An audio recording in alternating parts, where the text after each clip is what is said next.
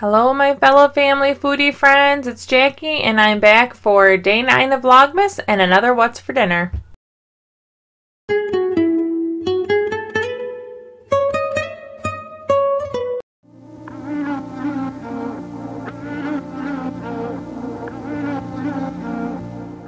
If you've been around for more than a few weeks of What's for Dinners, you know that we tend to have a taco type dinner every single week, and this week we went with walking tacos. These are inspired from little Frito bags where you make tacos and you're at like a sporting event or a craft fair.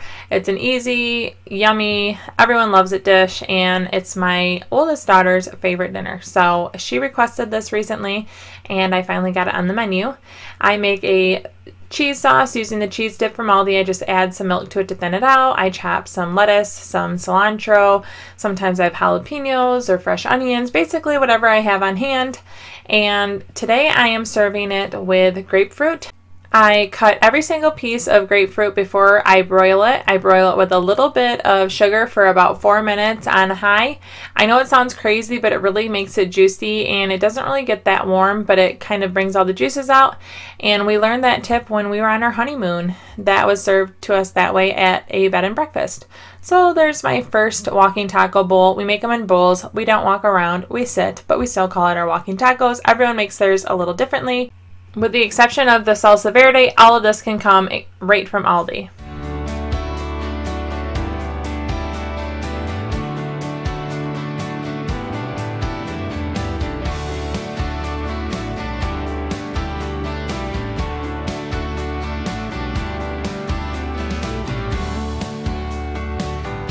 So we just got done with dinner and I realized I never even opened or stirred the rice. No one had rice. We ate walking tacos and grapefruit. And I have a pot of rice here and everyone's done with dinner.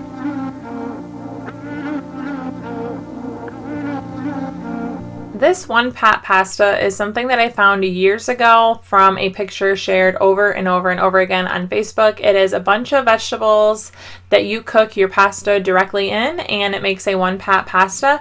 I decided to give it a whirl once because it was something that I thought my whole family would like. It was meatless and my almost 10-year-old does not eat meat, so it was a true win. I will type the directions and the recipe out below, but basically you make slivers of onions. This makes it really easy for non-onion lovers to pick them out. You have slices of garlic. I generally do use minced garlic from a jar, but you have to have fresh garlic for this. It makes a difference, and those fresh garlic pieces are amazing. An entire carton of vegetable broth, a cup of water, a 28-ounce can of diced tomatoes, not drained, and then you add your spices. We do like to make it a little on the spicy side, and you actually cook your linguine right in the pot.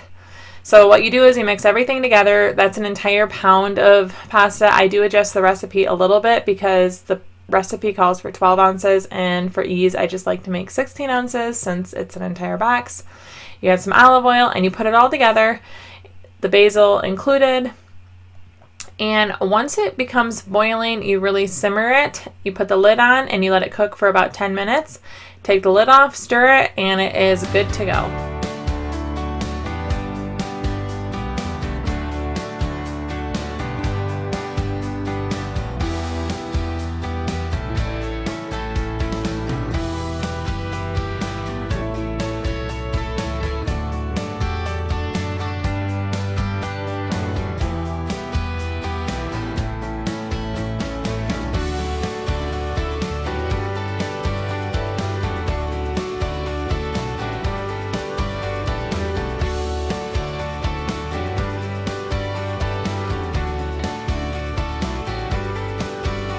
I love to make these non-bread crisps with butter and Parmesan in the air fryer. I will link below to a video where I share exactly how I make these, but they're super easy and my whole family loves them, and they were the perfect addition to this pasta.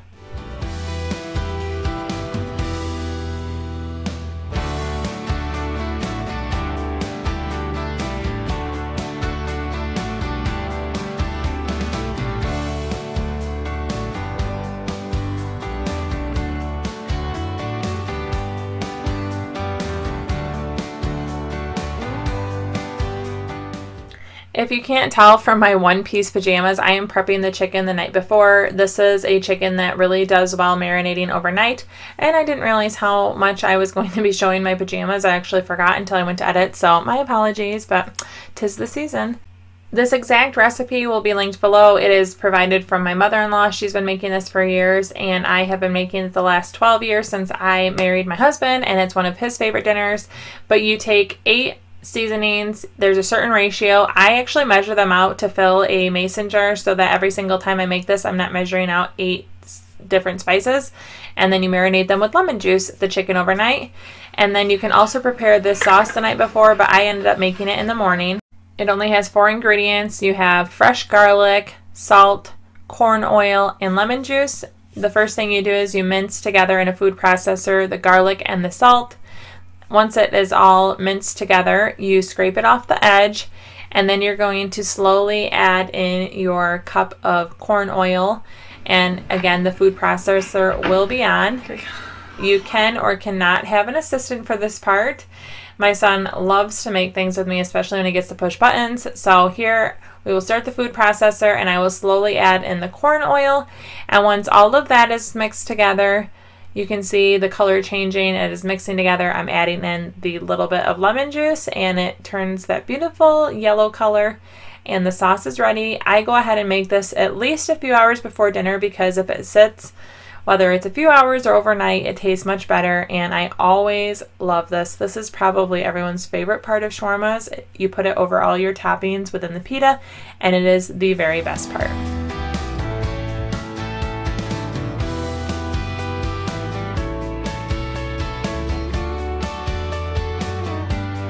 So a lot of my dinners that I try to share are quick, easy weeknight dinners. I will say that this is not the quickest or the easiest dinner to make.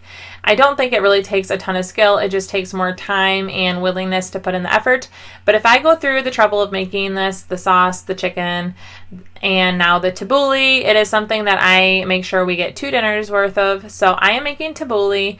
I will list the recipe out below, but it is parsley, fresh mint, fresh tomato, fresh cucumbers, an entire lemon juiced. I have quinoa in here, and salt and pepper and olive oil. So it's extremely fresh, and it is a wonderfully healthy salad. It is something that me and my daughters love to put on our shawarmas. It is not something that my husband had growing up as a kid, but I really like tabouli, and I knew it would be a great addition onto our shawarmas. So now I make it every time, and my girls love eating the tabouli, whether it's on the shawarmas, on the side, eating the leftovers. They're all about it, and it's super healthy.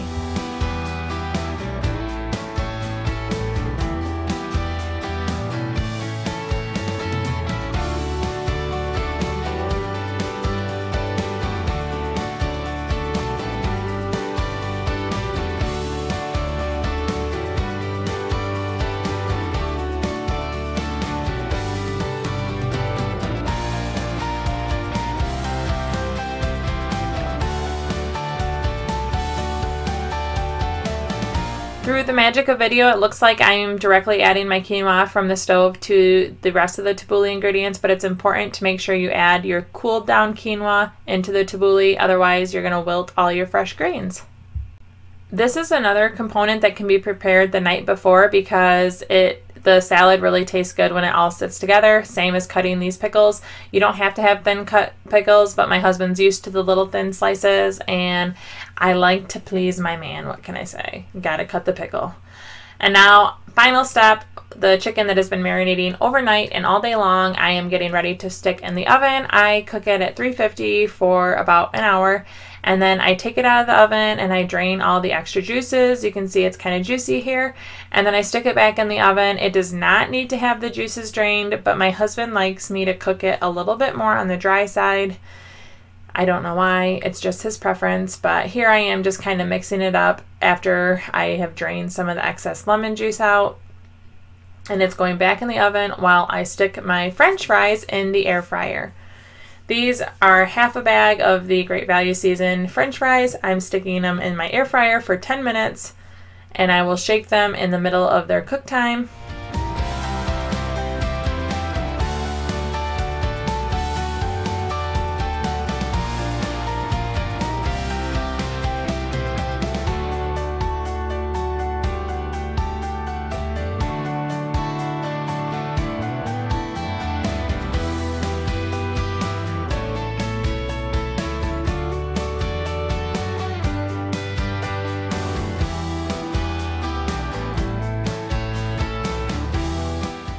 Now comes assembly, which is the fun part. If you are not new around here, you may have noticed that I like to do a lot of meals that can be personalized because not everyone in my family likes the same things, such as my husband does not like hummus, but for me it is so important on a shawarma.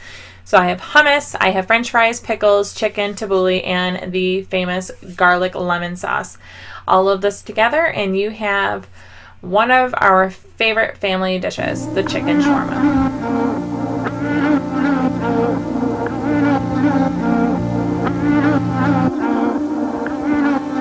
This was a fun dinner for us to make on a night we watched a family Christmas movie. We watched The Santa Claus with Tim Allen, which is my personal favorite Christmas movie.